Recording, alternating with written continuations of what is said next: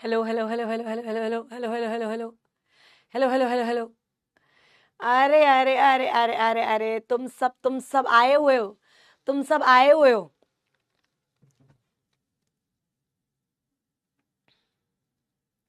कोई नागपुर का है क्या? हाँ, मैं हूँ नागपुर से। नागपुर से हूँ मैं। नालायकों, आ जाओ आ जाओ आ जाओ फटाफट से। जल्दी जल्दी जल्दी जल्दी, क्यूटे क्यूटे क्यूटू बच्चों, क्यूटू क्यूटू बच्चों, कैसे हो? कैसे हो?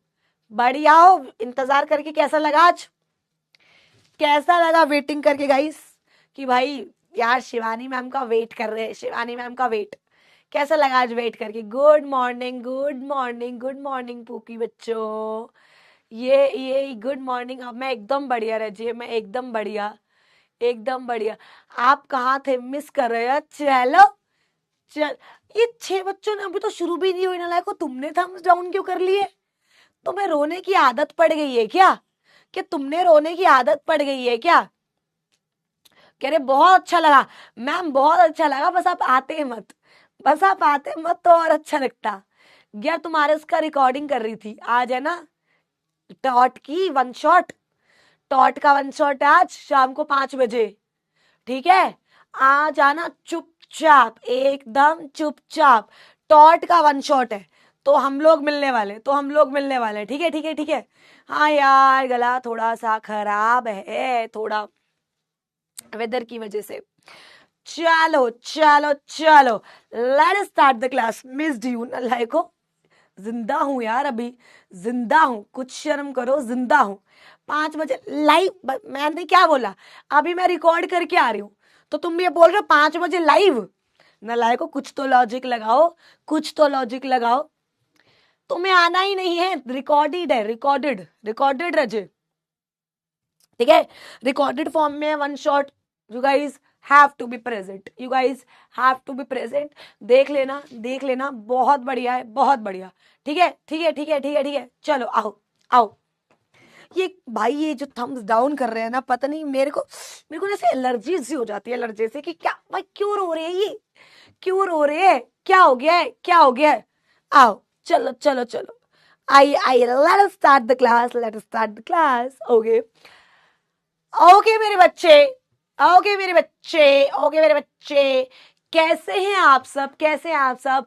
आई hope you all are doing great at your home. घर पे आपके सब बढ़िया है? अंकल आंटी ठीक है? बढ़िया, अंकल आंटी सब बढ़िया, घर वाले ठीक है तुम्हारे? वन शॉट होगा अप्रोक्सीमेटली 2.25 घंटे का, 2.5 पौने 3 घंटे का, 2.5 पौने 3 घंटे का, समथिंग लाइक दैट का। आइए आओ, तुम्हारे को आज थोड़ी राइटिंग प्रैक्टिस करा दे, करा दे राइटिंग प्रैक्टिस थोड़ी तुम्हारी। आइए, कहाँ है गूगलू?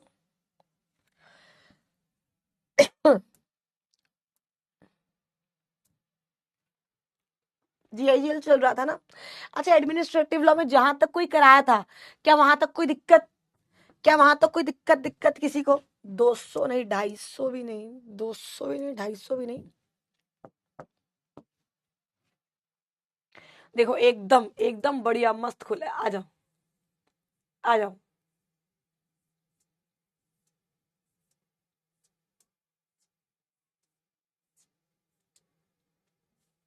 आइए रजत, तो आज हमें जुडिशियल रिव्यू खत्म करना है।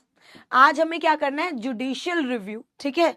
आइए, तो सबसे पहला तो हम जुडिशियल रिव्यू खत्म करेंगे। एंड जुडिशियल रिव्यू करने के बाद समझो, ये जो आपका स्टैट्यूटरी रिव्यू है और ये जो ऑर्डिनरी एंड इक्विटेबल रिव्यू है, ये आपको अभी समझ नहीं आएंगे।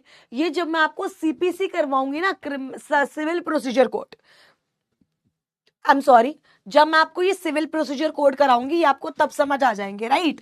तो और बाकी सब तो हम करवा ही चुके हैं, बाकी सब तो मैं आपको करवा ही चुकी हूँ। यस और नो? ये हो चुका है, एक्सेप्शंस टू नेचुरल जस्टिस हो चुका है, ठीक है? और लायबिलिटी ऑफ स्टेट हो चुका है, कॉन्ट्रैक्ट हो चुका है, suit of state against damages हो चुका है, उसके बाद liability of the public servant. बस ये करना है, बस ये करना है, चैप्टर खत्म। ये करना है, चैप्टर खत्म। मैम वन शॉट देख के पीपीटी नोट्स बना ले तो चैप्टर फुल्ली कवर हो जाएगा। बच्चे नोट्स मैं आपको वन शॉट में भी प्रोवाइड करूंगी, don't worry about that, don't worry about that. Notes मैं आपको वन शॉट्स में भी प्रोवाइड करूंगी, ठीक है। टेंशन नहीं लेनी, बिल्कुल बिल्कुल टेंशन नहीं लेनी जब मैं हूं, ठीक है रजे। चलो आओ एक बार क्वेश्चन लिखे, एक बार एडमिनिस्ट्रेटिव का क्वेश्चन लिखे। आइए एक बार एडमिनिस्ट्रेटिव एक्ट का क्वेश्चन लिखते हैं। चलो लिख कर देखते हैं। ICSI गाइडलाइंस आंसर, ठीक है। देखते हैं जून 24 में आया था, अभी 25, अच्छा जून 25 के भी तो पेपर हो गए। चलो आओ देखते हैं क्या जून 24 में एडमिनिस्ट्रेटिव एक्ट में से क्या कुछ आया है, क्या कुछ आया है। ऑब्वियसली आया तो होगा ही। देखो याद है ये क्वेश्चन कराया था, the liability of the government, the liability. हाँ यार ऐसा कुछ नहीं है, आई एम एकदम प्रॉपरली ठीक हूँ, सब ठीक हूँ। एक्चुअली सुबह से राइट 7:30 बजे से ना टॉट की वीडियोस रिकॉर्ड कर रही थी, बिकॉज टॉट जाएगा आज आपका, तो इसी वजह से। और उसके बाद थोड़ा सा ब्रेक नहीं मिला तो हल्का सा गला खराब है, बट इट्स ओके, कोई दिक्कत नहीं है हम लोग को। आइए, the liability of the government can either be contractual or tortious. The Constitution of India allows the central and the state government to enter into the contract under Article 299 of Constitution of India. इसका answer आता है तुम्हें? आता है? अगर नहीं आता हुआ तो कसम से चांटे पड़ेंगे, नहीं आता हुआ तो कसम से चांटे पड़ेंगे। बताओ आता है? क्या है इसका आंसर? इसका आंसर क्या है? Anyone in the class? Anyone in the class? क्या लिख कर आओगे? अगर ये आ जाता तुम्हारे पेपर में तो क्या लिख कर आओगे? तो क्या लिख कर आओगे फटाफट से? हाँ जी,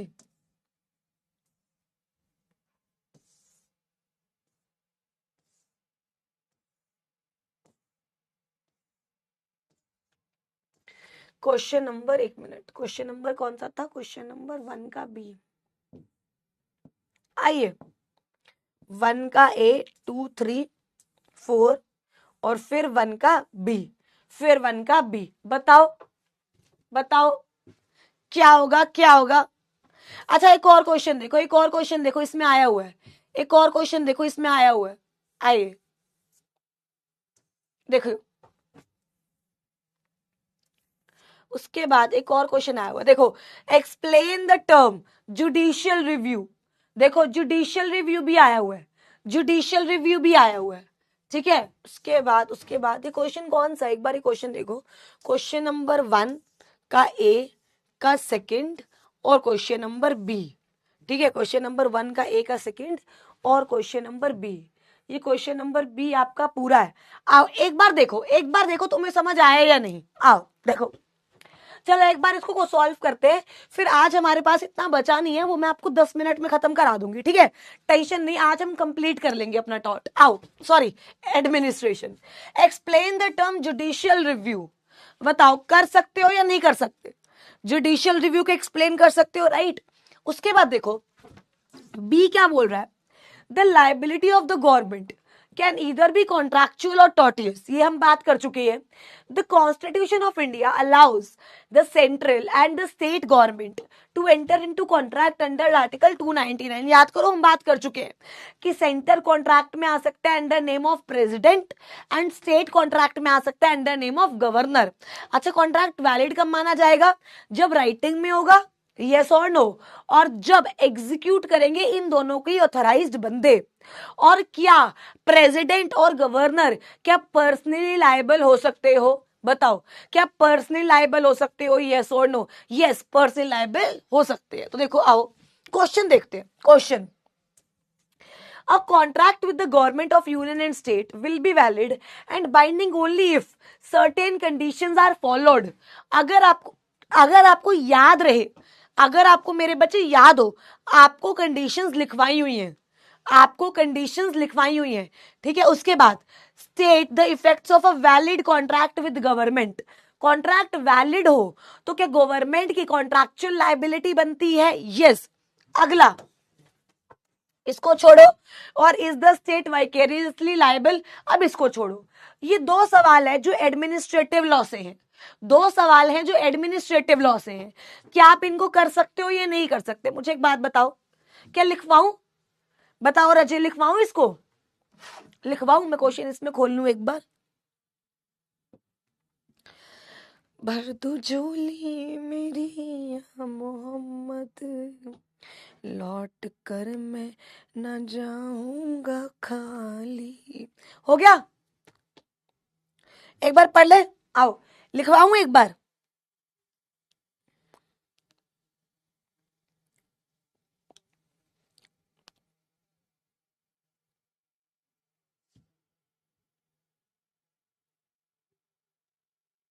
आइए, आइए लिखिए, आइए लिखिए, आइए। आंसर कौन सा रजे? आइए, कहां गया? देखो कैसे लिखेंगे, मेरे साथ साथ लिखेंगे। जून 2024 क्वेश्चन नंबर 1 का बी, कि हम दो पार्ट्स यहां करने वाले हैं, पार्ट 1 एंड पार्ट 2, जिससे आपको आइडिया रहेगा, जिससे आपको क्या रहेगा, आइडिया रहेगा। ठीक है, आइए बच्चे, दो क्वेश्चन नहीं है, दो क्वेश्चन नहीं है, क्वेश्चन एक ही है। सबसे पहला क्वेश्चन क्या था देखते हैं।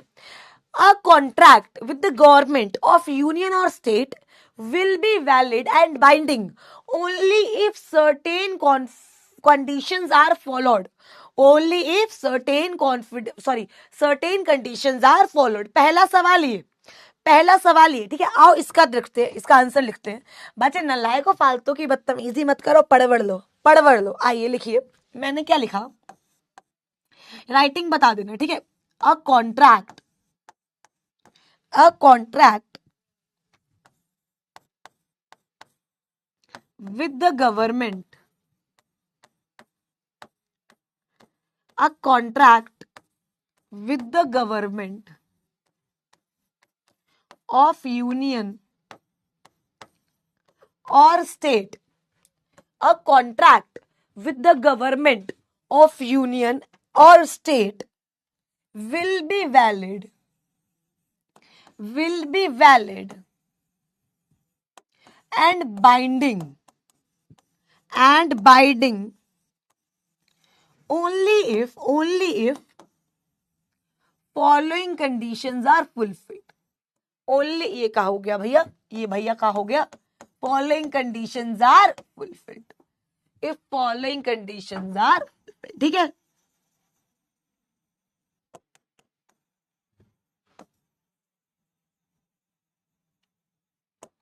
हाँ जी, कितनी कंडीशंस है, कितनी कंडीशंस है, जल्दी बोलो फटाफट से। मैंने ना कसम से फ्लाइंग चप्पल आएगी आज तुम्हें, चांटों से तुम काम, चांटों से तुम्हारा काम नहीं होगा। नालायको यार, पढ़ लो यार, पढ़ लो, मैं आप को लिखवा रही हूँ। बताओ, ये मेरे को लिखना है। मुझे एक बात बताओ, मेरे पेपर हैं दिसंबर में, मेरे को 50 नंबर लाने हैं कि तुम्हें लाने हैं? जिंदा लाशो, आओ लिखो। यार तुम बड़ा गुस्सा दिलाते हो यार, बड़ा गुस्सा दिलाते हो, पता है तुम मेरे प्यार का नाजायज फायदा उठा रहे हो, मैं तुम्हें बता रही हूँ। You guys are taking advantage of my love. You guys are using my love. आओ लिखो, फुलफिल्ड, ठीक है। सबसे पहला क्या है देखो, the contract with government, the contract with government must be made in name of president or governor,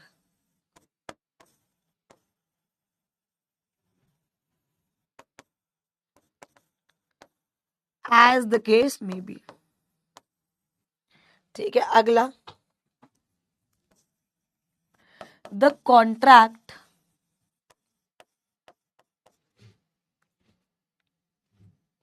is valid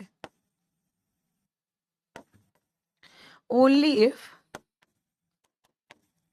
it is in writing, यहां लिख रही हूं, it is in writing,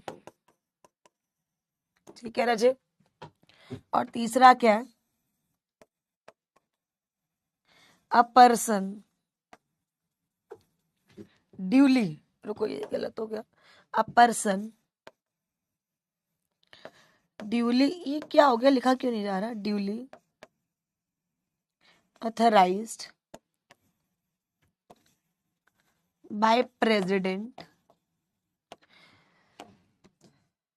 a person duly authorized by president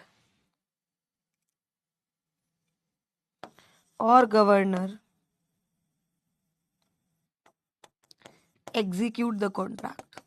अच्छा, ये सारी condition, क्या ये सारी कंडीशंस मैंने तुम्हें लिखवाई हैं? यस और नो? क्या मैंने तुम्हें लिखवाई हैं? बताओ, क्या मैंने तुम्हें लिखवाई हैं? अब अगर तुम थोड़ा सा अकल से काम लो, जो कि मुझे थोड़ा डाउट है टू बी ऑनेस्ट, अगर तुम थोड़ा अकल से काम लो बच्चे, तो आप यहाँ पे देखो, आपको जो नोट्स है वो अगर आप क्वेश्चन में एज इट इज भी डालोगे ना, तो भी फायदा मिलेगा रजित, तो भी फायदा मिलेगा। लिख लिया? अब ये फर्स्ट पार्ट हुआ, ये फर्स्ट पार्ट हुआ, ठीक है, पर तसल्ली से लिखना है। सेकंड क्या है? State the effects of a valid contract with government. Government के साथ वैलिड कॉन्ट्रैक्ट का इंपैक्ट क्या है? अब हमें ये लिखना है, मैं ये लिखवाती हूँ। और अगर कोई मेरे साथ साथ नहीं लिख रहा हुआ तो पाप लगेगा, पाप। बचपन में खाते थे ना विद्या पढ़ाई की कसम।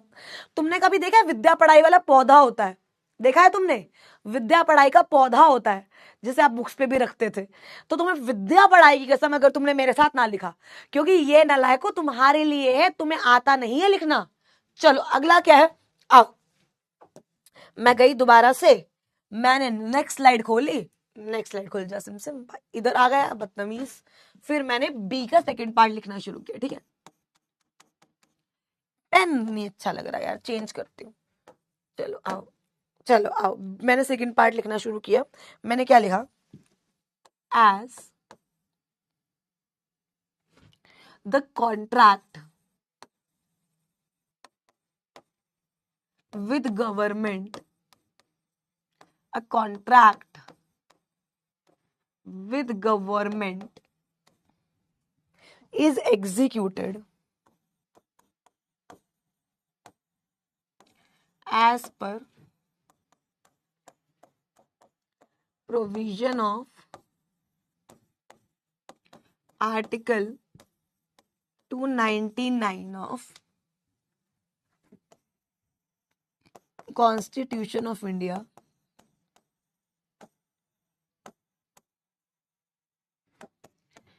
the whole Indian Contract Act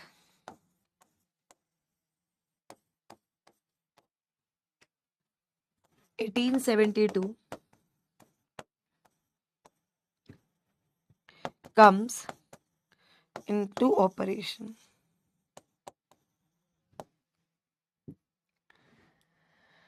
In India,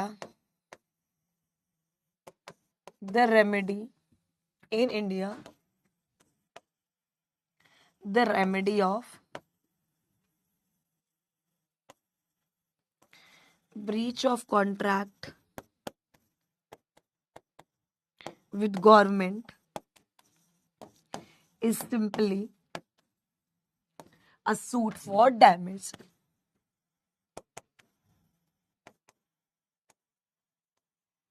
इसका मतलब क्या है रजे? इसका मतलब ये है कि अगर एक बार आप गवर्नमेंट के साथ कॉन्ट्रैक्ट में आ जाते हो और ऊपर दी गई सारी कंडीशंस फुलफिल हो जाती हैं, तो वो कॉन्ट्रैक्ट वैलिड माना जाएगा और इंडियन कॉन्ट्रैक्ट एक्ट के सारे प्रोविजन उस कॉन्ट्रैक्ट पे लग जाएंगे। बस सिंपल इतना कि यहां तक सिंपल है। हाँ, रुक गई। ये लो, लिख लो, लिख के मुझे बता देना, लिख के मुझे बताओ कि लिख लिया।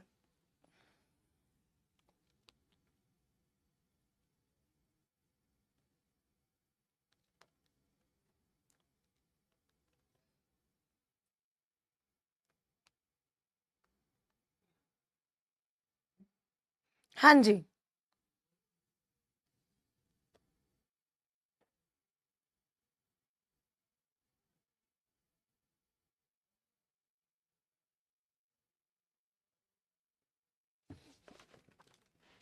बताओ कि यहां तक क्लियर है? डन। आगे चलते आइए। अब एक बार हम सिंपली वापस जुडिशियल रिव्यू पे चलते हैं, and then will came back and आज इस चैप्टर को काम तमाम करते हैं, आज इस चैप्टर का गला घोट देते हैं, ठीक है। समझ, मुझे ऐसा लगता है समझ तुम्हें सब आया होगा, ऐसा कुछ होगा नहीं जो तुम्हें समझ नहीं आया होगा। थोड़ा सा टेक्निकल चैप्टर है, थोड़ा सा टेक्निकल चैप्टर है। कॉन्ट्रैक्ट के बाद क्या लिखा है ये पूछना चाह रहे हो? With government, remedy of breach of contract with government is simply a suit for damage, is simply a suit for damage। चलिए आगे, अब सुनना, ठीक है। हम लास्ट में रजे जहां हमने छोड़ा था वो था जुडिशियल रिव्यू। वो क्या था रजे? Judicial review. अच्छा, जुडिशियल रिव्यू में हमने क्या छोड़ा था? जुडिशियल रिव्यू में हमने ये छोड़ा था कि भाई देखो, हमने एडमिनिस्ट्रेटिव डिस्क्रिशन तो दे रखी है, हाँ या ना? हमने एडमिनिस्ट्रेटिव डिस्क्रिशन जो दे रखी है, उसके बाद उस पर कंट्रोल भी करना है।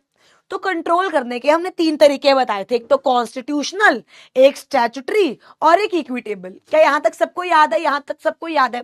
अगर मैं बताऊं तो देखो क्या सिचुएशन थी, आ जाओ एक बार रिकॉल करवाऊं। एडमिनिस्ट्रेटिव डिस्क्रिशन हमने डिस्कस किया था राजे, यस और नो? एडमिनिस्ट्रेटिव डिस्क्रिशन डिस्कस किया था। उसके बाद हमने कहा था कि भाई इस पे क्या होना चाहिए? Judicial control. क्या होना चाहिए? Judicial control. और कंट्रोल हमने 3 तरीके के डिस्कस किए थे। कंट्रोल हमने कितने तरीके के डिस्कस किए थे? 3 तरीके के। एक तो कॉन्स्टिट्यूशनल कंट्रोल, यार ये क्या है, पेन अलग चाहिए मुझे, ठीक है। कॉन्स्टिट्यूशनल कंट्रोल, आइए कॉन्स्टिट्यूशनल कंट्रोल, एक स्टैट्यूटरी कंट्रोल और एक इक्विटेबल कंट्रोल, यस और नो? ये 3 तरीके के हम लोगों ने कंट्रोल किए थे, ठीक है। और कॉन्स्टिट्यूशनल कंट्रोल में था कंसेप्ट ऑफ जुडिशियल रिव्यू। याद आ रहा है सबको? हेलो जिंदा लाशो, याद आ रहा है तुम्हें कुछ कि नहीं आ रहा? याद आ रहा है कि नहीं आ रहा? पक्का आ रहा है? पक्का। देखो अभी के लिए हम लोगों को जुडिशियल रिव्यू फिनिश करना है, क्योंकि ये दोनों ऑटोमेटिकली आप आगे जाके सीखोगे, ये दोनों आप ऑटोमेटिकली आगे जाके सीखोगे। अभी मुझे क्या फिनिश करना है? Judicial review. किसी भी बच्चे को, किसी भी जिंदा लाश को जुडिशियल रिव्यू का मतलब पता है? किसी भी बच्चे को जुडिशियल रिव्यू का मतलब पता है कि मैम जुडिशियल रिव्यू का मतलब ये होता है? एनीवन इन द क्लास, मैं तुम्हें मान जाऊंगी। जुडिशियल रिव्यू, अरे अभी अभी पिछले जन्म में तो कराया था तुम्हें, पिछले जन्म में तो कराया था जुडिशियल रिव्यू। बताओ जुडिशियल रिव्यू, जल्दी जल्दी फटाफट से, क्या मतलब होता है जुडिशियल रिव्यू का? फटाफट से बोलो। टैम नहीं है, टैम। अरे पैसे निकल रहे हैं यार। चेक करना, बहुत बढ़िया। ये पेपर में लिख कर आएंगे, चेक करना। ये मेरी नाक कटवा कर आएंगे, ये मेरी नाक कटवा कर आएंगे। चेक करना, आइए। Exactly. It is the authority of the court to declare any act void which is unconstitutional, which is unconstitutional. और अगर किसी अथॉरिटी ने, समझो, अगर किसी अथॉरिटी ने भी अपनी डिस्क्रिशन को ढंग से एक्सरसाइज नहीं किया तो क्या वो उस अथॉरिटी को भी चांटे मार सकता है? बिल्कुल मार सकता है, बिल्कुल मार सकता है, राइट। अब आगे बढ़ते हैं, अब सुनना। कहां गया हमारा बेयर एक्ट? देखो पूरा मॉड्यूल से कर रहे हैं, सो दैट आपको टेंशन की जरूरत नहीं है, आपको टेंशन की जरूरत नहीं है, ठीक है।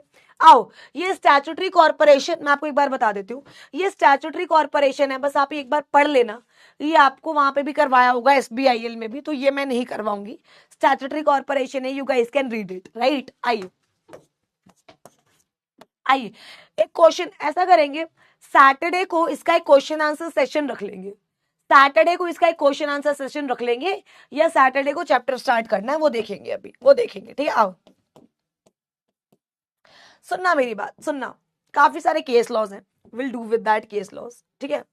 देखो वो क्या कह रहा है, जुडिशियल रिव्यू। मुझे एक बात बताओ, मैंने आपको बोला था जुडिशियल रिव्यू 2 स्टेजेस पे होता है।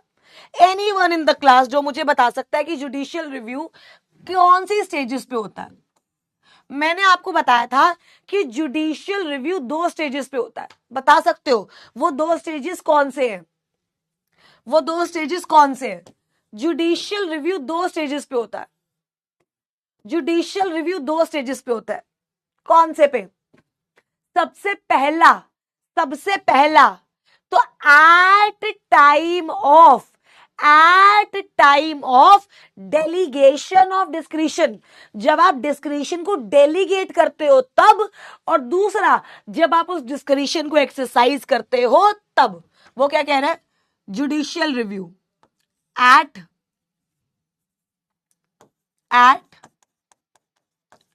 Time of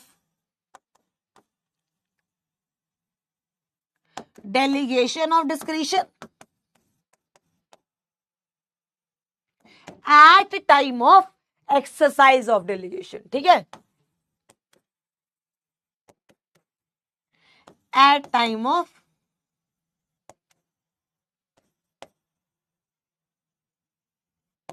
exercise of delegation. ठीक है, अब एक बार at the time of exercise of delegation पे आते हैं। आ जाओ कि भाई जब आप पावर को एक्सरसाइज कर रहे हो उस टाइम पे जुडिशियल रिव्यू कैसे होगा? उस टाइम पे जुडिशियल रिव्यू कैसे होगा? आप समझो, ध्यान से समझो। वो कह रहा है no law can clothe administrative action with a complete finality even if a law says so, for the courts always examine the ambit and even the mode of its exercise to check its conformity with the fundamental right। सुनना, simple सी बात है, इसको इतना ज्यादा ना हमें बिखेरने की जरूरत नहीं है। इसको बहुत सिंपल शब्द में हम आगे लेके जाएंगे कि भाई देखो, तुमने कुछ किया तो हमें इसका जुडिशियल रिव्यू करना बहुत जरूरी है। क्यों करना जरूरी है? ताकि हम ये समझ पाए कि तुमने किस माइंड प्रोसेस से वो सब चीजें की है, ताकि हम क्या समझ पाए कि तुमने किस माइंड से वो सब चीजें जो है वो की है। अब ध्यान से देखो, अब अगर हमें लगता है कि जो अथॉरिटी है उसने अपने डिस्क्रिशन का क्या किया है? एब्यूज, या फिर जो अथॉरिटी है उसने अपना दिमाग लगाया ही नहीं है, तो इन 2 केसेस में आप जुडिशियल रिव्यू कर सकते हो। अब बच्चे कह रहे हैं डिस्क्रिशन क्या होता है? नालायको, पहली क्लास है तुम्हारी, पहली क्लास है। इधर देखो, जब आप ये बोल रहे हो कि जब डिस्क्रिशन के टाइम पे जुडिशियल रिव्यू करोगे, ठीक है, कब करोगे? कब? जब आपको लगता है कि डिस्क्रिशन का एब्यूज हो रहा है, या आपको लगता है कि डिस्क्रिशन के टाइम पे आपने दिमाग लगाया ही नहीं,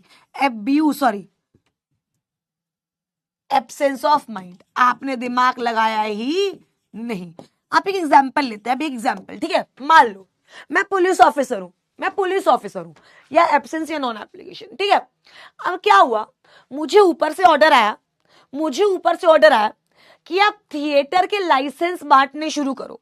जिनके पास लैंड है, जो सारी फॉर्मेलिटीज को कंप्लीट करते हैं, आप क्या करो, समझो, आप बांटना शुरू करो। क्या बांटना शुरू करो? थिएटर्स के लाइसेंस। क्या बांटना शुरू करो? थिएटर्स के लाइसेंस। मैं थिएटर के लाइसेंस बांट रही हूं, जब फाइनल स्टेज आ गई तो मुझे ऊपर से फिर से ऑर्डर आया कि आप वो लाइसेंस छीन लो। आप वो लाइसेंस क्या करो? लोगों से छीन लो। और मैंने जाके वो लाइसेंस लोगों से छीन लिए।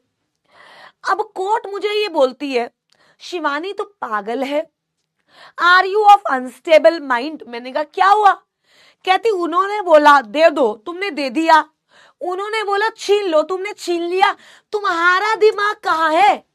क्या एब्सेंस ऑफ माइंड है? ये नहीं है, बताओ। क्या एब्सेंस ऑफ माइंड है? नहीं है, बिल्कुल एब्सेंस ऑफ माइंड है। भाई आपको डिस्क्रिशन दी गई, आप यूज तो करो। एब्सेंस ऑफ माइंड का मतलब क्या? You are even not using your discretion भाई।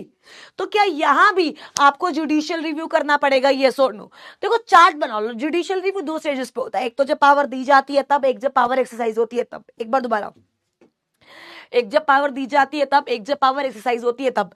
एक्सरसाइज भी दो तरीके से गलत हो सकती है। पहला, भाई तुम्हें जो पावर दी गई थी तुमने उसका मिसयूज करा है, या तुमने उस पावर को यूज करा ही नहीं है, that is absence of mind.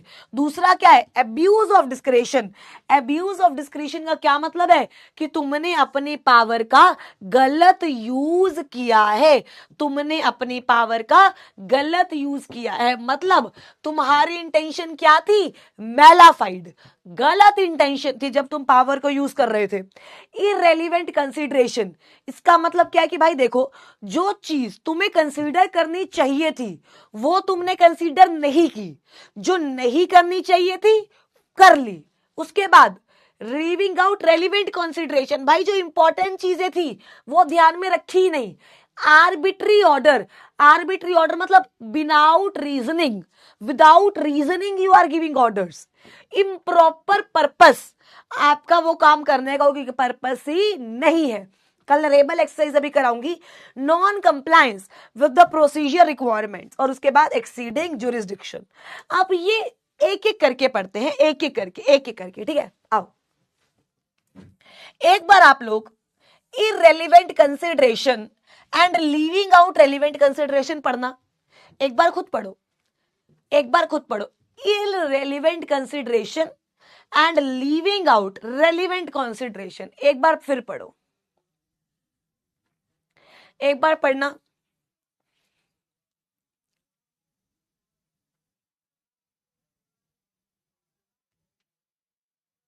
आ रहा है समझ, आ रहा है समझ? लिखना नहीं है, पढ़ना है। मैं आपको लिखवाऊंगी, मैं आपको लिखवाऊंगी।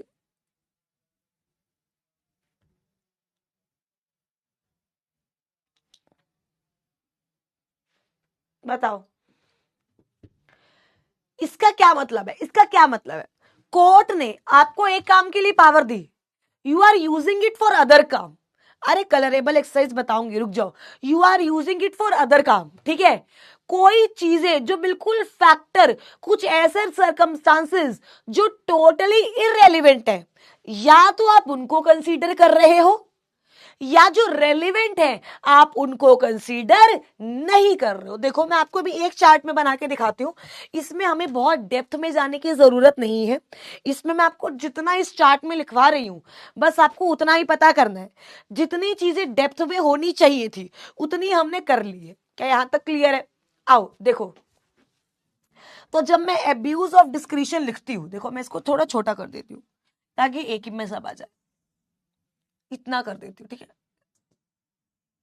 इतना कर देती हूँ। हाँ, जब रजे में एब्यूज ऑफ डिस्क्रिशन लिखती हूं तो सबसे पहला अब्यूज कब आता है? जब टेकिंग इनटू कंसिडरेशन, देखो taking into consideration irrelevant fact, irrelevant fact, ठीक है। दूसरा, अवॉइडिंग रेलिवेंट फैक्ट। एक था मैलाफाइड इंटेंशन, क्या थी? मैलाफाइड इंटेंशन, कि मेरी इंटेंशन ही गलत है, मेरी इंटेंशन ही गलत है। क्वैश्ड मतलब डिस्ट्रॉयड। तभी मैं आपको बोल रही हूं आप पढ़ो, आप समझो जो मैं आपको बोल रही हूं ना, पढ़ो। तुम ये टाइम पास मत करो, टाइम पास मत करो, तुम इसे सच में पढ़ो। अगर तुम्हें 100 भी नहीं समझ आएगा मेरे बच्चे, एटलीस्ट 20% तो समझ आएगा, एटलीस्ट 20% तो समझ आएगा, यस और नो। तो आपको ना, जब मैं आपको बोल रही हूं, मान लो मैंने आपको ये पॉइंट दिया और मैंने आपको बोला कि ये पढ़ो, तो इसका मतलब क्या है कि रज्जी आपको ये पढ़ना है, आपको ये पढ़ना है। अगला क्या है? Mala fide intention. आओ एक बार मेरे साथ पढ़ो, आओ पढ़ो इधर मेरे साथ, मेरे साथ पढ़ो, क्योंकि ये सब ऐसी चीजें हैं जो आपको आती है, जो आपको आती है।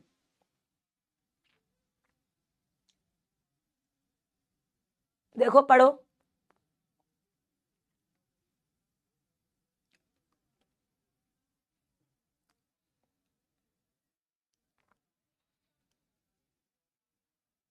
देखो देखो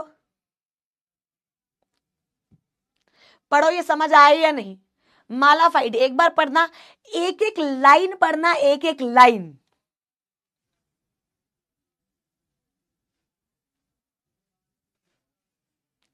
एक एक लाइन पढ़ो और मुझे बताओ क्या समझ आया तुम्हें, और मुझे बताओ क्या समझ आया। इसमें you guys have to participate with me, इसमें you guys have to participate. बताओ क्या बोल रहा है ये, बताओ क्या बोल रहा है। मैं आपको ये तभी पढ़ने के लिए बोल रही हूँ बिकॉज आई नो। बताओ क्या बोल रहा है ये। देखो ये क्या बोल रहा है कि भाई जो आपको पावर दी जा रही है ना, वो एक ढंग का काम करने के लिए दी जा रही है। अगर आपने डिस्क्रिशनरी पावर का गलत इंटेंशन किया, गलत यूज किया, मैलाफाइड तरीके से यूज किया, तो हम मान लेंगे कि आपने उसका क्या किया है, एब्यूज। आपने उसका क्या किया है, एब्यूज। मैलिस का मतलब भी होता है जी फ्रॉड, फ्रॉड, बैड इंटेंट। इसका मतलब क्या, देखो, a power is exercise fraudulently if it's repository. Repository मतलब कौन, जिसके हाथ में पावर है, अगर वो कोई और ऑब्जेक्ट को अचीव करना चाहता है, अपने पर्सनल ऑब्जेक्ट को अचीव करना चाहता है, तो हम उसे क्या बोलते हैं, मैलाफाइट्स। हम उसे क्या बोलते हैं, मैलाफाइट्स। पढ़ रहे हो तो कुछ समझ आ रहा है, हल्का हल्का, हल्का हल्का कुछ समझ आ रहा है।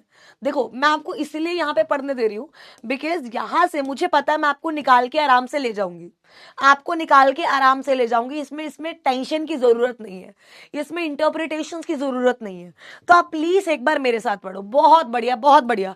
मतलब मैम आप ये कह रहे हो कि eight the time of exercise of discretion आप जुडिशियल रिव्यू कर सकते हो अगर आपको लगता है कि डिस्क्रिशन का अब्यूज हुआ है या एप्लीकेशन ऑफ माइंड नहीं हुआ।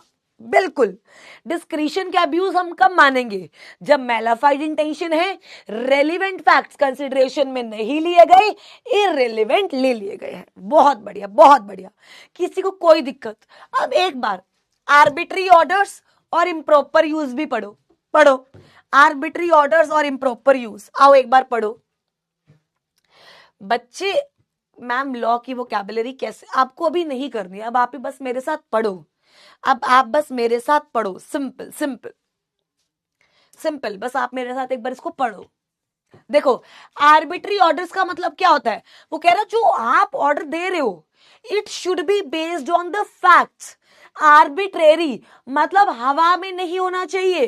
अगर आपका ऑर्डर हवा में है तो मतलब क्या है, आप अपनी पावर का क्या कर रहे हो, एब्यूज। क्या कर रहे हो, एब्यूज। तो मैंने इस पॉइंट में आर्बिट्रेरी ऑर्डर भी लिख दिया। आर्बिट्रेरी ऑर्डर भी लिख दिया। कॉन्जेंट रीजनिंग मतलब आपके दिमाग का इस्तेमाल, आपके दिमाग का इस्तेमाल। विंस एंड फेंसेस का मतलब अपनी मर्जी से नहीं देना, जो मन करता है उससे नहीं देना, समझो। देखो जब आप पढ़ रहे हो, जब आप पढ़ रहे हो तो आपको पता लग रहा है वर्ड्स का, आप मुझसे वर्ड्स पूछ रहे हो, आपको नहीं लगता यहां पे आपका मतलब डेवलप हो रहा है। विम्स एंड फेंसेस का मतलब होता है रजे अपनी मर्जी से, जो मन में आया वो नहीं करना, जो मन में आया वो मत करो, ठीक है। अगला इम्प्रॉपर यूज, देखो बताओ भाई, जिस पर्पस के लिए हमने पावर दी थी आप किसी और पर्पस के लिए यूज कर रहे हो तो भी वो एब्यूज ऑफ डिस्क्रिशन है।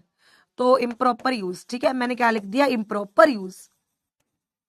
चलो जी अब आगे बढ़ते हैं, अब आगे बढ़ते हैं, चलो। उसके बाद क्या है, कलरेबल पावर। कलरेबल पावर का मतलब क्या है, कलरेबल पावर समझ आया, कलरेबल पावर। आइए पायल क्या नहीं समझ आ रहा, एक बार बताओ क्या नहीं समझ आ रहा आपको,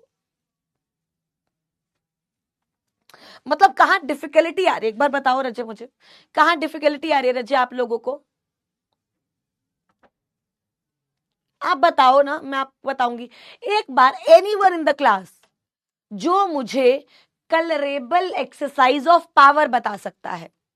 बच्चे आपको भी रिटेन नहीं करना, आपको भी बस समझना है। रिटेन मैं वन शॉट्स में आपको खुद करवाऊंगी, रिटेन, मैं आपको वन शॉट्स में खुद कराऊंगी, बहुत बढ़िया। ऑस्टेंसिबली, एक बच्चे ने पूछा ऑस्टेंसिबली का मतलब, ऑस्टेंसिबली का मतलब होता है जी पीछे छुप कर काम करना, पीछे छुप कर। जैसे समझो तुम्हारा दोस्त है, तुम्हारा दोस्त ऑस्टेंसिबली तुम्हारे साथ है, इसका मतलब क्या है कि वो कहने को तो तुम्हारे साथ है पर पीठ पीछे वो तुम्हारे खिलाफ साजिश कर रहा है, वो तुम्हारे खिलाफ साजिश कर रहा है। मतलब क्या है कि कहने को तो आप on the face of it, on the face of it आप ये दिखा रहे हो कि हमने वो पावर जो यूज की है वो जिसके लिए दी गई थी उसके लिए यूज की है, लेकिन पीछे हमने यूज किसी और के लिए की है। इसको हम एक नाम देते हैं, कलरेबल लेगिस्लेशन का नाम भी देते हैं, ठीक है। और यहां पे भी क्या लिखा हुआ है, colourable exercise of power. Colourable मतलब क्या, कलरफुल, धोखे में रखना, मतलब पता ही नहीं, मतलब पता ही नहीं, इनडायरेक्टली आप सामने वाले को तो दिखा रहे हो कि भाई आई लव यू, पर आप यही बात सेम 10 लोगों को और जाके बोल रहे हो, सेम 10 लोगों को और जाके बोल रहे हो, right. So that is colourable exercise of power, that is what. आपको पता हर जगह, यूजुअली आप किसी भी जगह चले जाओ, ये टॉपिक या तो आपको पढ़ाया ही नहीं जाएगा या तो आपको ऊपर ऊपर से बता के छोड़ दिया जाएगा, राइट। बट मैं आपको सिर्फ और सिर्फ एक एक पॉइंट जो है आपको पढ़ने के लिए दे रही हूं, बता रही हूं, सो दैट आपके दिमाग में रहे, सो दैट आपके दिमाग में रहे। अगला क्या है, कलरेबल यूज ऑफ पावर।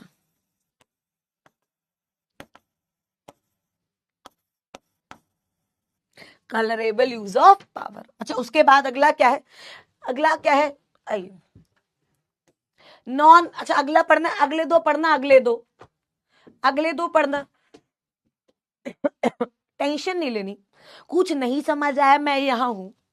आज मैं सिर्फ आपको इसीलिए पढ़ा रही हूं बिकॉज इसके बहुत ज्यादा एग्जाम्पल्स नहीं है, इसकी लैंग्वेज इजी है, इसमें से एग्जाम में सवाल आया नहीं है, और अगर बाई चांस आ भी गया तो मैं आपको इतना लिखवा दूंगी कि आप सॉल्व कर पाओ।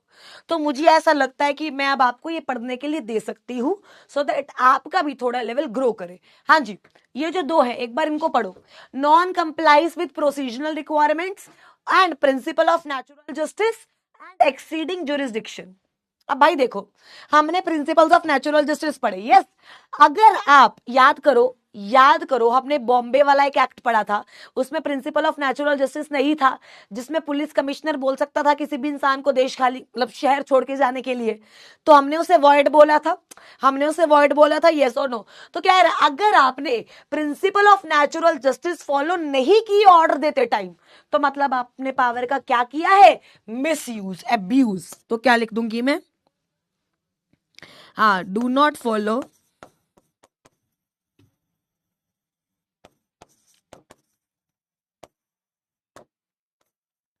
प्रिंसिपल ऑफ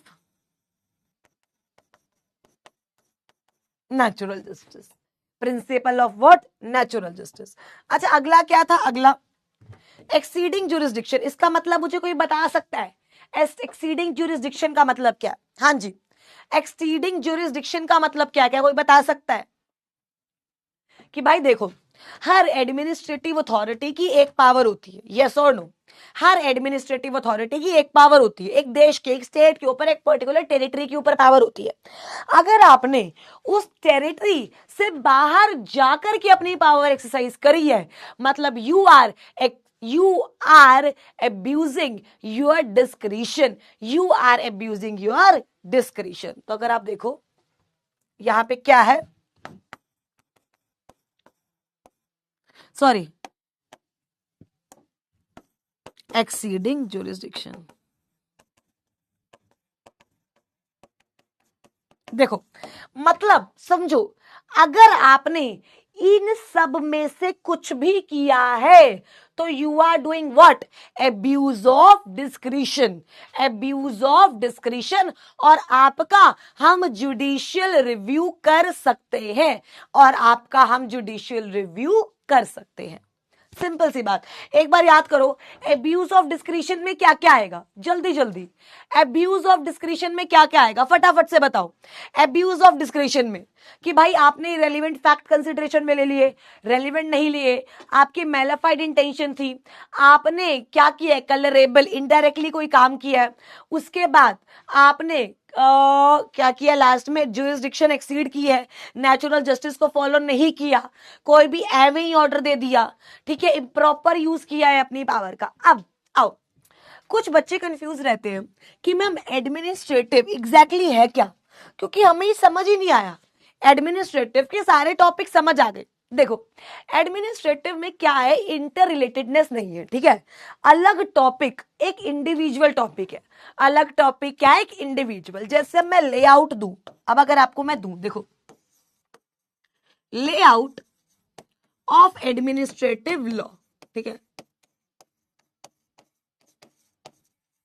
एडमिनिस्ट्रेटिव लॉ का अगर मैं आपको एक लेआउट दूं, ठीक है,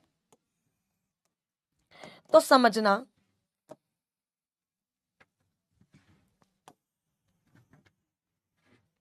ठीक है, तो समझना वो लेआउट कैसा होगा। आओ,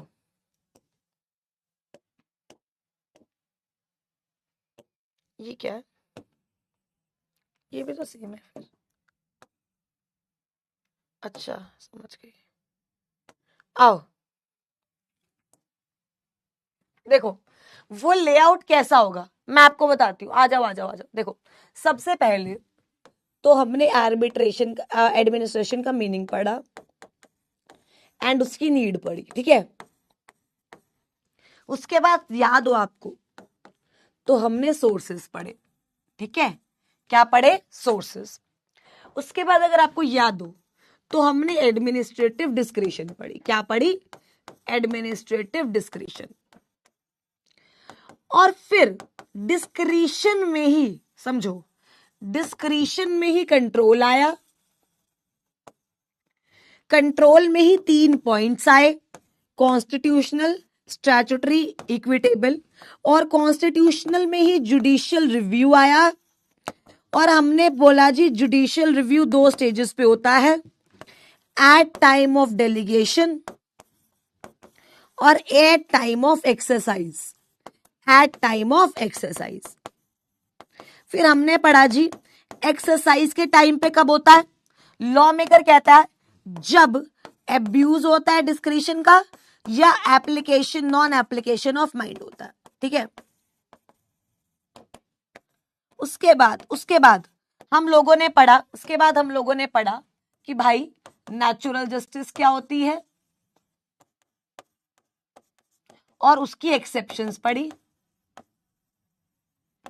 उसके बाद हमने पढ़ा contractual liability of the state.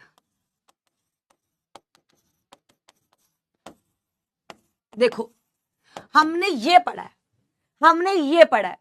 अब बताओ अगर इसमें किसी को कोई दिक्कत है तो, अरे ये तो अभी करवा रही हूं ना, like non application of mind तो करवा रही हूं, ये मैं आपको स्ट्रक्चर बता रही हूं, ठीक है, ये मैं आपको स्ट्रक्चर बता रही हूं सो दैट यहां पे आपका कुछ रह ना जाए, आपको दिक्कत ना हो एडमिनिस्ट्रेटिव लॉ करने में। This is the structure.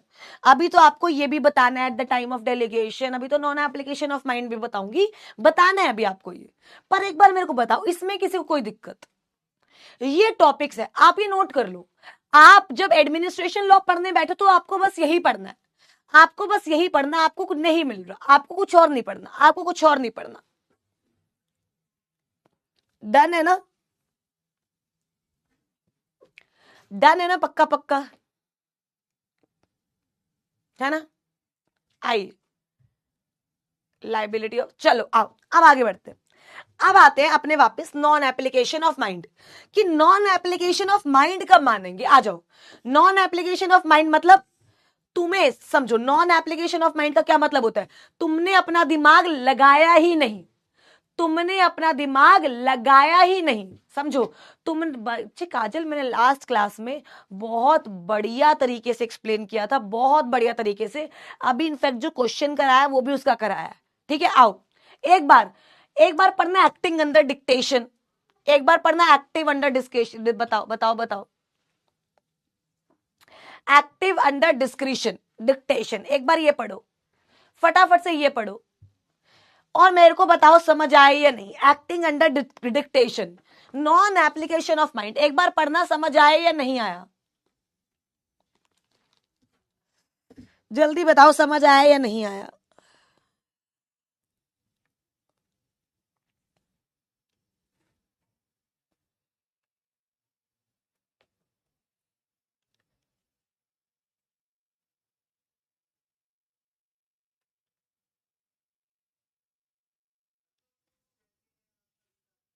बताओ। अब भाई वो क्या कह रहा है, देखो सिंपल सी बात, सिंपल सी बात। देखो मैं आपको बताऊं एक बार क्या हुआ। मेरी ना एक फ्रेंड है, डाउट है, डाउट है। मैम लास्ट दो रिपीट कर दो। क्या रिपीट करना है रजे, क्या रिपीट करना है? लास्ट दो रिपीट कर दो। लास्ट दो कौन से, ये वाले नॉन कंप्लाइंस। अच्छा देखो इसका मतलब क्या है भाई, अगर तुमने principal of natural justice follow नहीं करा तो ये गलत है ना। और अगर तुमने अपनी जुरिस्डिक्शन एक्सीड कर ली, मतलब मैंने बोला था तुम दिल्ली में ही सिर्फ ऑर्डर दे सकते हो, लेकिन तुमने नोएडा में भी चला दिया तो गलत है। अब सुनना, एक्टिंग अंडर डिक्टेशन, इसका मतलब क्या हुआ। मेरी एक फ्रेंड है, ठीक है, उसका एक फ्रेंड बना, ठीक है, समझ गई, उसका एक फ्रेंड बना, ठीक है। Let us take an example, example है, उसका एक फ्रेंड बना, ठीक है। तो उसके फ्रेंड ने ना मेरी फ्रेंड को कॉल करा और बात बात होने लगी, होने लगी, होने लगी। तो धीरे धीरे क्या हुआ, जो मेरी ये फ्रेंड थी उसके सारे फ्रेंड्स उस लड़के ने छुड़वा दिए, सारे फ्रेंड्स छुड़वा दिए, ठीक है, सबको ब्लॉक कर दिया, सबको क्या कर दिया, ब्लॉक। और उस लड़की ने अपने हर एक फ्रेंड को, बचपन के फ्रेंड को, पुराने फ्रेंड को, सबको ब्लॉक कर दिया उस लड़के के कहने पर। यह सिनेरियो था, यह सिनेरियो था, सबको ब्लॉक कर दिया। अच्छा बाद में पता चलता है कि वो लड़का किसी और के साथ है। फिर इसने सबको अनब्लॉक करा, फिर इसने सबको अनब्लॉक करा। तो जब इसने मेरे को अनब्लॉक करा और इसने मेरे को कॉल करा कि ऐसे ऐसे हो गया, मैंने कहा तू पागल है, तूने अपना दिमाग नहीं लगाया। कहती नहीं लगाया, क्योंकि I was under dictation, I was under what, dictation. मतलब जब मैं अपनी पावर एक्सरसाइज कर रही थी, देखो eight the time of discretion था ना, eight the time of discretion था, जब मैं अपनी पावर एक्सरसाइज कर रही थी मैंने अपना दिमाग नहीं लगाया। क्यों? क्योंकि मैं अंडर डिक्टेशन थी। भाई ये बताओ, ये मैंने तुम्हें केस लॉ भी तो बताया है ना, ये केस लॉ भी तो बताया हुआ है मैंने, commissioner of police versus Govardhan Das Bhanji. ये अभी जो थिएटर लाइसेंस वाला बताया, वो क्या कह रहा है कि भाई अगर तुम डिक्टेशन में काम कर रहे हो तो इसका मतलब क्या है, you are not using your mind, you are not using your mind. बच्चे आपको मैंने 1000 बार बोला है, जो स्टैट्यूटरी और ऑर्डिनरी इक्विटेबल पॉइंट्स हैं वो आप आगे जाके करोगे, वो आपको इस चैप्टर में नहीं करने, वो आपको आगे जाके करेंगे। आओ, तो सबसे पहला क्या लिख दिया, एक्टिंग अंडर डिक्टेशन। आ जाओ, आ जाओ, यही एब्सेंस ऑफ माइंड में लिखूंगी acting under dictation, acting under dictation, acting under dictation. उसके बाद सेल्फ रिस्ट्रिक्शन। सेल्फ रिस्ट्रिक्शन का मतलब क्या है, एक बार पढ़ो। सेल्फ रिस्ट्रिक्शन का मतलब क्या है कि तुम्हें पावर दे रखी है फिर भी तुम पावर एक्सरसाइज नहीं करते हो, निकम्मे हो तुम, निकम्मे। अब तुम्हारे पास डाउट आस्किंग पावर्स है और उसका रिजल्ट ये है, तुम्हारे पास डाउट आस्किंग पावर है और उसका रिजल्ट ये है। आप समझो, you guys are exercising your power, you guys are using your mind, you guys are using your mind, समझो, यूजिंग योर माइंड। यहां पे सेल्फ रिस्ट्रिक्शन मतलब आपको पावर तो दे रखी है पर तुम अपना दिमाग विमाग लगा नहीं रहे हो। तो दूसरा केस एब्सेंस ऑफ माइंड का क्या हो जाएगा राजे, सेल्फ रिस्ट्रिक्शन। क्या हो जाएगा, सेल्फ रिस्ट्रिक्शन। अगला देखो क्या है, अगला देखो क्या है, acting mechanically and without due care. Acting mechanically without due care. अब क्या हुआ सुनना, अब मैं आपको एक बात बताती हूं। विपुल आरओसी के पास गया, ठीक है, कोई डॉक्यूमेंट था जो विपुल को सबमिट करवाना था फिजिकली। तो जब विपुल आरओसी के पास गया तो आरओसी में काफी सारे डिपार्टमेंट्स होते हैं, काफी सारे लोग बैठे होते हैं। तो एक बंदा बोलता है विपुल को कि आज आप मत आना, आप कल आओ, ठीक है। विपुल चला गया तो बोलता है कि आज आपका काम नहीं होगा, आप कल आना। विपुल बोलता है क्यों, बोलता है क्योंकि ये जो आप डॉक्यूमेंट को आपको हमें देना है ना, आपको जो हमें डॉक्यूमेंट देना उसमें फीस लगेगी, उसमें फीस लगेगी, और फीस कलेक्ट करने वाला बंदा आज आया नहीं है, और फीस कलेक्ट करने वाला बंदा आज आया नहीं है। विपुल ने बोला तो आप फीस कलेक्ट कर लो, तो वो बोलता है मैं फीस कलेक्ट नहीं कर सकता, आप कल आना, आप कल आना, ठीक है। विपुल फिर कल गया, विपुल फिर कल गया, आई एम सॉरी, विपुल कल गया, वो बंदा कल भी नहीं आया था, वो बंदा कल भी नहीं आया था, तो वो जो दूसरे वाला बंदा था वो अगले दिन विपुल को कहता कि कल आना। विपुल तीसरे दिन गया और थैंकफुली वो बंदा बैठा था, वो बंदा बैठा था। तो विपुल ने पूछा कितने पैसे, वो कहता 20 रुपए। विपुल ने अपने कान साफ करे, विपुल ने कहा दोबारा बताओ कितने पैसे, कहता 20 रुपए। विपुल ने बोला दोबारा, कहता 20 रुपए। तो विपुल बोलता तुमने भाई साहब तुमने 20 रुपए के लिए घुमाया मुझे, तुमने मुझे भाई तू काट लेता ना रिसीट, तू कर लेता, इतना तो कर ही सकते हो। कि तुम्हारे अंदर दिमाग विमाग नहीं है, इतना मैकेनिकली तुम काम कर रहे हो, तुम बोल रहे हो ये नहीं ये करेगा, ये नहीं ये करेगा, तुम्हारे अंदर दिमाग नहीं है। 20 रुपए की रिसीट तो कोई भी काट सकता था भाई।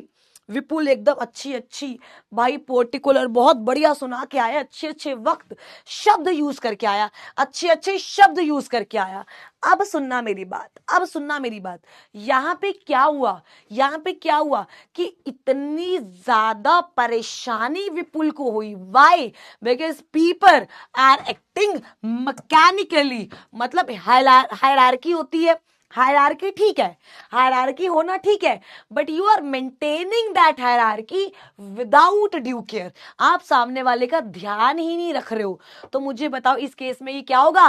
Non applicability of mind. क्या होगा रजे? Non applicability of mind. It is acting mechanically without due care.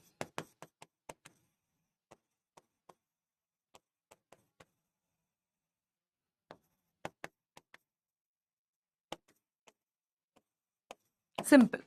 मुझे एक बात बताओ, eight the time of delegation क्या सबको क्लियर है कि जुडिशियल रिव्यू कब हो सकता है, कि जुडिशियल रिव्यू कब हो सकता है? यस और नो? अब हम ये देखते हैं डेलीगेशन के टाइम पे जुडिशियल रिव्यू कब हो सकता है। यहां तक किसी को कोई भी डाउट है बच्चे पूछ लो, पूछ लो। I am here, I am here. आपके डाउट्स आंसर के बिना नहीं जाएंगे कहीं। लिखवा दूंगी सचिन, डोंट वरी, मैं आपको लिखवा के छोड़ूंगी, मैं आपको लिखवा के छोड़ूंगी। आई होप ये जो सबके डाउट्स हैं, ऑस्टेंसिबिलिटी क्लियर क्या मतलब क्या होता है, इम्प्रॉपर यूज, रीजनिंग का मतलब क्या होता है, ठीक है, ये आई गेस आपको क्लियर होगा, ये आपको मेरे बच्चे क्लियर होगा। पक्का यहां तक कोई डाउट है तो एकदम पूछ लो, पक्का पक्का। आगे चले रजे, लिखवा दूंगी आपको, सारा लिखवाऊंगी, टेंशन मत लो, आपको सारा लिखवाऊंगी, ठीक है रजे, टेंशन नहीं लेनी, आपको सारा लिखवाऊंगी। आओ आओ, अगला चलते हैं, अगला स्टैट्यूटरी। अच्छा मैंने क्या बोला?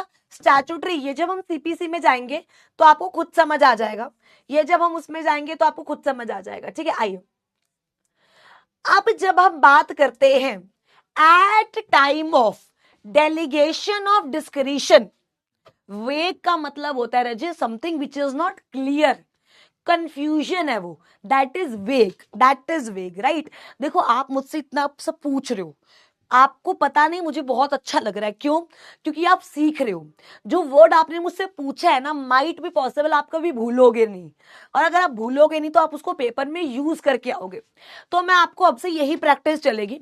मान लो एक चैप्टर है, उसमें एक टॉपिक है जो बहुत ज्यादा इंपॉर्टेंट नहीं है, तो वो मैं आपको खुद से पढ़वाऊंगी, ठीक है, आप उसे खुद पढ़ोगे, सो दैट वो जो वर्ड्स है वो आप वहां से इकट्ठा करोगे और आप अपने आंसर में लिख कर आओगे। चलेगा? बताओ चलेगा? Will it work? Will it work? ठीक है ठीक है, आओ अगला देखते हैं। वो कह रहा है डेलीगेशन के टाइम पे जुडिशियल रिव्यू, डेलीगेशन के टाइम पे जुडिशियल रिव्यू हम दो बेसिस पे करते हैं, administrative discretion and article 14 and administrative discretion and article 19। आओ, अरे ये इधर चला गया, मुझे इधर आदत पड़ गई, आ जाओ। जब मैं बात करती हूं रजे जुडिशियल रिव्यू की, किसकी बात करती हूं रजे? जुडिशियल रिव्यू की। आओ, जुडिशियल रिव्यू, और सब हमने मॉड्यूल से किया है, ठीक है, तो हमें कोई डर भी नहीं है कि कुछ रहता है, क्योंकि सब कहां से हुआ है? मॉड्यूल से। अब मैं क्या करूंगी, आज ये चैप्टर ओवर हो जाएगा, नेक्स्ट क्लास में सैटरडे को ना मैं आपको इसके सारे क्वेश्चन आंसर्स लिखवा दूंगी, सो दैट अगर आपको मुश्किल लग रहा है इसको लिखना तो आपको आसान लगे। जहां इतनी क्लासेस लगी हैं एक और सही फाइनल करके देंगे, फिर नेक्स्ट क्लास से कोई बड़ा चैप्टर उठाएंगे, क्रिमिनल लॉ या सिविल लॉ, कुछ ऐसा, ठीक है जी। आओ, वो कह रहा है जुडिशियल रिव्यू। अरे भाई साहब, भाई साहब क्या कर रहे हो आप? At time of, at time of delegation of discretion,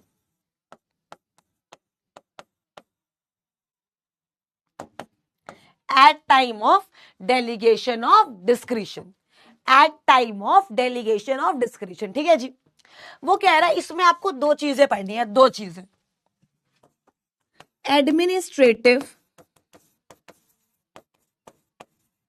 discretion and article 14। ठीक है, आर्टिकल 14 किसका? कॉन्स्टिट्यूशन का। किसका? कॉन्स्टिट्यूशन का।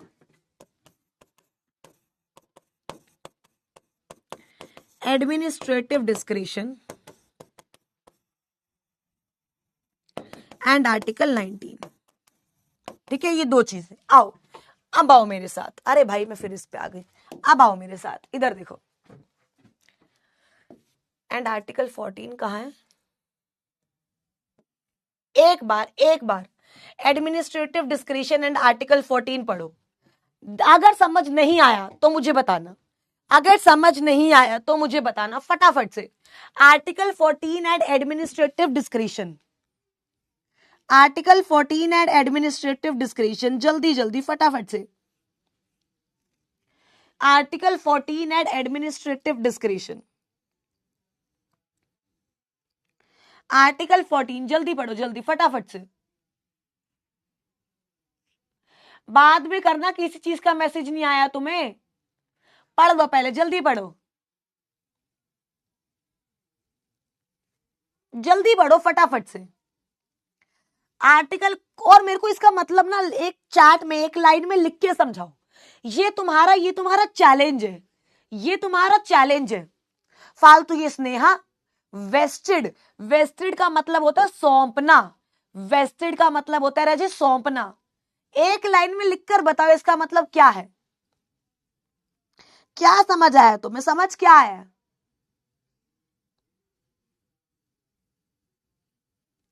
आर्बिटनेस, नलायको काजल हई, अभी बताया था। आर्बिटनेस का मतलब क्या होता है? विदाउट रीजनिंग डिसीजन ले लेना, विदाउट रीजनिंग डिसीजन ले लेना।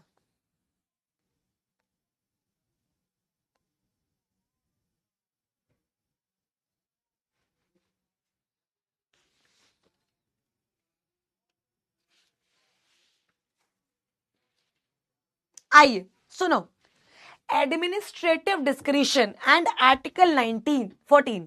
समझो, आर्टिकल 14 बात करता है राजे इक्वालिटी बिफोर लॉ की। ये बोलता है हर कोई इक्वल है। ये क्या बोलता है? हर कोई इक्वल है। अब हमने एडमिनिस्ट्रेटिव डिस्क्रिशन आपको दे रखी है, हमने एडमिनिस्ट्रेटिव डिस्क्रिशन आपको दे रखी है that you can choose among various options, but while choosing you have to take care कि सबको इक्वल ट्रीटमेंट मिलना चाहिए, सबको इक्वल ट्रीटमेंट मिलना चाहिए। ऐसा नहीं होगा आपने अपने रिश्तेदार को तो बहुत बढ़िया ट्रीटमेंट दे दिया बिकॉज एडमिनिस्ट्रेटिव डिस्क्रिशन यूज करके, और सामने वाले बंदे को दे नहीं रहे। ऐसा नहीं होना चाहिए। देखो क्या लिखा है, आओ आओ आओ, कोई बात नहीं मैं बताती हूँ। Article 14 of constitution of India provides equality before law. हम सब एक है, हिंदू मुस्लिम सिख ईसाई आपस में सब भाई भाई, हम सब एक है। ऐसा अपना देश है, देश है, देश है, मतलब सब इक्वल है। ठीक है। It prevents arbitrary discretion being vested in the executive. देखो लैंग्वेज देखो कितनी प्यारी है। वो क्या कह रहा है कि इसका मतलब ये नहीं है, इसका मतलब ये नहीं है कि आप आर्बिट्रेरी डिस्क्रिशन दे दोगे, मतलब जो मन किया वो करोगे। समझो, जो मन किया वो करोगे, इसका मतलब ये नहीं है, इसका मतलब ये नहीं है कि एग्जीक्यूटिव को आप आर्बिट्रेरी डिस्क्रिप्शन दे दो, मतलब एग्जीक्यूटिव का जो मन करेगा वो करेगी। नहीं, इक्वालिटी है, आप इसको डिस्क्रिप्शन दो पर इस तरीके से ताकि ये डिस्क्रिमिनेट ना करे। देखो आर्टिकल 14 स्ट्राइक्स मतलब खत्म करता है at arbitrariness in the state action and ensure fairness and equality of the treatment. Right to equality affords protection not only against discretionary law passed by the legislature but also prevents arbitrary discretion vested in the executive. Often executive or administrative officer of the government is given wide discretionary power, लेकिन उस power को आप अलग लोगों के लिए अलग अलग यूज नहीं कर सकते। इसमें सिर्फ एक शब्द है जो आपको ध्यान रखना है। देखो क्या है वो, क्या है वो, आओ क्या है वो। अरे भाई source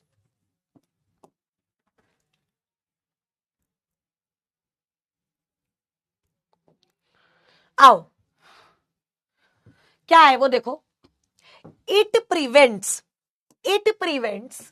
arbitrary discretion being vested in the executive. It prevents arbitrary discretion. देखो मैं लिखती हूं, it prevents arbitrary discretion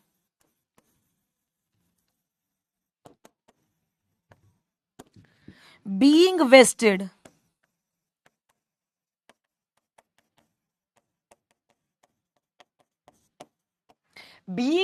with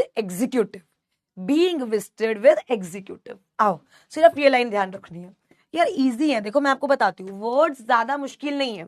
आप पता आपको क्यों मुश्किल लग रहे हैं, क्योंकि अभी आपने पढ़ा नहीं है, ठीक है। अब समझो, अब एडमिनिस्ट्रेटिव अथॉरिटी के पास डिस्क्रिशन है, एडमिनिस्ट्रेटिव अथॉरिटी के पास क्या है, डिस्क्रिशन। क्या वो उस डिस्क्रिशन को यूज करके क्या वो मेरी फ्रीडम को हैम्पर कर सकती है? क्या वो उस डिस्क्रिशन को यूज करके क्या वो मेरी फ्रीडम को हैम्पर कर सकती है? लॉ मेकर कहता है नहीं, फ्रीडम को हैम्पर नहीं कर सकती। एक बार पढ़ना एडमिनिस्ट्रेटिव डिस्क्रिशन एंड आर्टिकल 19, एक बार फटाफट से, जल्दी पढ़ो, जल्दी। Administrative discretion and article 19। बच्चे प्लीज यार टाइम पास मत करो, आपको मैं पढ़वा रही हूं तो पढ़ लो ना, वरना फिर अब से मैं आपको पढ़वाऊंगी नहीं। मैं आपको सिर्फ इसे यही सोच के पढ़वाती हूं कि you guys, Vipul is quite interesting. शादी कर लो ऋषभ उससे, फिर निकालो शादी की डेट, बताओ निकालू, 7 फेरे लोगे? विपुल की मम्मा के घर भी बहू नहीं बेटा आएगा एक। नालायक, विपुल इज क्वाइट निकालू तुम्हारा इंटरेस्टिंग, बनाऊ इंटरेस्टिंग तुम्हें? क्वाइट इंग्लिश आती नहीं है, क्वाइट इंटरेस्टिंग। ओ भाई, ये शब्द समझ नहीं आ रही इन लोगों को। क्वाइट इंटरेस्टिंग पता नहीं कहां से सीख कर आए ये, और कैसे इंटरेस्टिंग लग रहा है तुम्हें विपुल? अच्छा विपुल भाई साहब, ये अलग नशे करके आते हैं, जो है नहीं वो इन्हें इंटरेस्टेड लग रहा है। बहुत बढ़िया, जो है नहीं वो इनको इंटरेस्ट लग रहा है। अरे बदतमीज बच्चों, बदतमीज। ये देखो, ये आर्टिकल 19 बोलता है, आर्टिकल 19 बोलता है कि लोगों के पास फ्रीडम है, पर इन लोगों के पास फ्रीडम होनी नहीं चाहिए।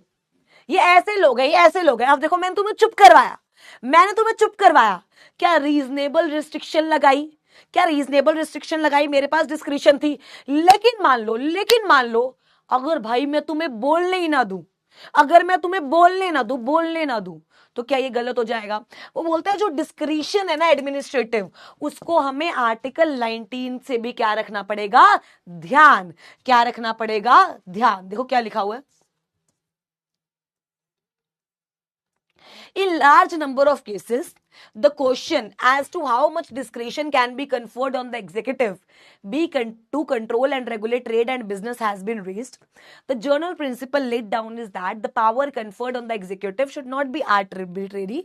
मतलब सिंपल से मतलब है रजे, ऐसे आप कोई भी पावर एग्जीक्यूटिव को नहीं दोगे, थोड़ा सोच समझ के देना। क्रक्स सिर्फ इतना ही है, इससे ज्यादा कुछ नहीं है। तो आप समझो, तो आज हमने जुडिशियल रिव्यू किया। हमने बोला कि जुडिशियल रिव्यू की भाई 2 स्टेजेस पे होता है। सबसे पहला स्टेज तो कौन सा हो गया? Eight the time of delegation. Delegation के टाइम पे आप ये देखोगे, जो डिस्क्रिशन दे रहे हो, समझो, जो डिस्क्रिशन दे रहे हो वो 14 और आर्टिकल 19 के अगेंस्ट ना हो। सिंपल सी बात, judicial review at the time of delegation, मतलब जब आप पावर डेलीगेट कर रहे हो, you have to make sure कि वो जो डेलीगेशन है वो आर्टिकल 14 और आर्टिकल 19 के अगेंस्ट ना हो। अब पावर दे दी, अब आप पावर को डिस्क्रीट कर रहे हो, पावर को यूज कर रहे हो, उस टाइम पे जुडिशियल रिव्यू कब करोगे? जब 2 सिचुएशन है, पहला तो जब एब्यूज हुआ है, दूसरा जब मिस अप्लाई हुआ है। पहला जो एब्यूज हुआ है और दूसरा मिस अप्लाई हुआ है, मतलब आपने दिमाग ही अप्लाई नहीं किया। डिक्टेशन के केस में हो सकता है, सेल्फ रिस्ट्रिक्शन के केस में हो सकता है। और तीसरा कौन सा था यार जहां दिमाग अप्लाई नहीं किया था? हाँ, मैकेनिकल वाला था, मैकेनिकल विदाउट ड्यू डिलिजेंस। उसके बाद एब्यूज ऑफ डिस्क्रिशन में taking into consideration irrelevant fact, avoiding relevant fact, malafide intention, improper use, colorable power use, do not follow principle of natural justice and exceeding jurisdiction. This is the whole scenario of judicial review. इससे ज्यादा आपको judicial review में कुछ नहीं करना. Next class में मैं आपको जुडिशियल रिव्यू पे एक दो क्वेश्चंस करवाऊंगी एंड पूरा टनाटन हो जाएगा, पूरा टनाटन. ठीक है, आज की क्लास के 70% समझ आई, 70%, क्योंकि जब मैं आपको लिखवाऊंगी तो 1000% समझ आ जाएगा. 70 समझ आई? बताओ. अगला चैप्टर बहुत मजेदार उठाएंगे, बहुत मजेदार. बताओ 70% समझ आई? सिर्फ 70 समझनी है बच्चे, वो आपको नेक्स्ट क्लास में लिखवाऊंगी रजू, नेक्स्ट क्लास में क्वेश्चंस कराऊंगी, प्रॉपर क्वेश्चंस कराऊंगी. ठीक है रजू, फटाफट से आज की क्लास दिमाग में क्लियर, दिमाग से क्लियर, फटाफट से. आई होप दिमाग में क्लियर, आई होप दिमाग में क्लियर. आइए फटाफट, मेहनत मेहनत हमारी, रिजल्ट हमारा, छुट्टी हमारी. थैंक यू सो मच मेरे बच्चे. Have a great great great day ahead. बाकी नेक्स्ट क्लास में मिलेंगे और इस टॉपिक को खत्म करेंगे, सारे क्वेश्चंस करके खत्म करूंगी. टेंशन मत लो, टेंशन मत लो. ठीक है, thank you so much, love you guys, thank you so much.